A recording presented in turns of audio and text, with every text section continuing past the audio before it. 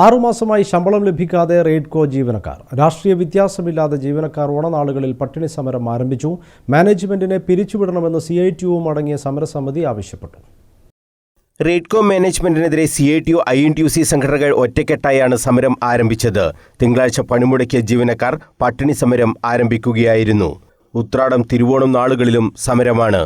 മാനേജ്മെന്റിന്റെ കെടുകാര്യസ്ഥതയാണ് റെയ്ഡ്കോയെ ഈ അവസ്ഥയിൽ എത്തിച്ചതെന്നും പിരിച്ചുവിടണമെന്നും CITU റെയ്ഡ്കോ യൂണിയൻ സംസ്ഥാന സെക്രട്ടറിയും സമരസമിതി ചെയർമാനുമായ M. സുരേഷ് കുമാർ പറഞ്ഞു.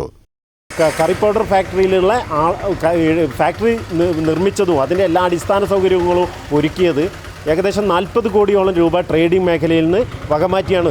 എന്നാൽ ആ സ്ഥാപനം ലാഭത്തിലേക്കായപ്പോൾ അവിടെയുള്ളവരെ മാത്രം സംരക്ഷിക്കുക എന്ന സമീപനമാണ് മാനേജ്മെൻറ്റ് സ്വീകരിക്കുന്നത്. ഇപ്പോഴും 26 കോടിയോളം രൂപ ഇവിടെ നിന്ന് ട്രേഡിംഗ് മേഖലയിൽ നിന്ന് കൊണ്ടുപോയ തുക നമുക്ക് ട്രേഡിംഗ് മേഖലയിലേക്ക് ലഭിക്കാനുണ്ട്.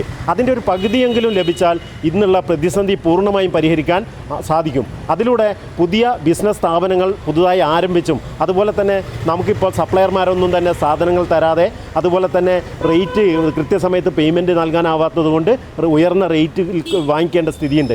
അതൊക്കെ തന്നെ നമുക്ക് അവസാനിപ്പിച്ചുകൊണ്ട് നല്ല മാർക്കറ്റിംഗ് രംഗത്തേക്ക് സജീവമായിട്ട് ഇടപെടുന്നതിനും സാധിക്കും. അതിനുവേണ്ടി ഈ മാനേജ്മെൻറ്റ് രാജിവെച്ച് ഒഴിയുക എന്നതാണ് സംരക്ഷണ സമിതി ആവശ്യപ്പെടുന്നത്. സർക്കാർ ഉചിതമായ തീരുമാനം ഇക്കാര്യത്തിൽ ഉണ്ടാവണമെന്ന് അഭ്യർത്ഥിച്ചുകൊണ്ടാണ് ഈ ഓണക്കാലത്ത് ഞങ്ങൾ പട്ടിണി സമരം നടത്തുന്നത്.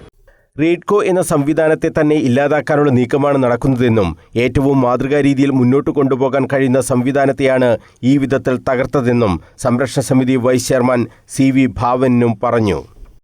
ഈ മാനേജ്മെൻറ്റ് തൊഴിലാളി വിരുദ്ധ പ്രവർത്തനത്തിലൂടെ ഈ സ്ഥാപനത്തെ തകർക്കുകയും സ്ഥാപനത്തെ 135 കോടിയിൽ അധികം രൂപ കടക്കണിയിലേക്ക് തള്ളിവിട്ട് കെടുകാര്യസ്ഥത കൊണ്ട് മാത്രമാണ് ഈ സ്ഥാപനം തകർന്നത്. കെടുകാര്യസ്ഥതയും സ്വജനപക്ഷപാതവുമാണ് ഈ മാനേജ്മെൻറ്റ് സ്വീകരിക്കുന്നത്. അതിൻ്റെ ഭാഗമായിട്ടാണ് കേരളത്തിലെ ഏറ്റവും വലിയ സഹകരണ സ്ഥാപനം ഫെഡറൽ സൊസൈറ്റി എന്ന പേരിൽ അറിയപ്പെടുന്ന കേരളത്തിലെ കാർഷിക രംഗത്ത് ഉൽപ്പാദന വിതരണ രംഗത്തെ ഏറ്റവും പ്രമുഖമായ ഈ സ്ഥാപനത്തെ തകർച്ചയിലേക്ക് നയിച്ചിരിക്കുകയാണ് ഈ മാനേജ്മെൻറ്റ്. 6 മാസമായി ശമ്പളം നൽകാത്തതിനൊപ്പം 40 മാസമായി ശമ്പളത്തിൽ നിന്ന് പിടിച്ച PF വിഹിതം പോലും അടക്കാതെ ജീവനക്കാരെ വഞ്ചിക്കുന്ന സമീപനമാണ് ഉണ്ടായതെന്ന് സമരസമിതി ഭാരവാഹിയായ EK മധുവും പറഞ്ഞു. News bureau, Kannur.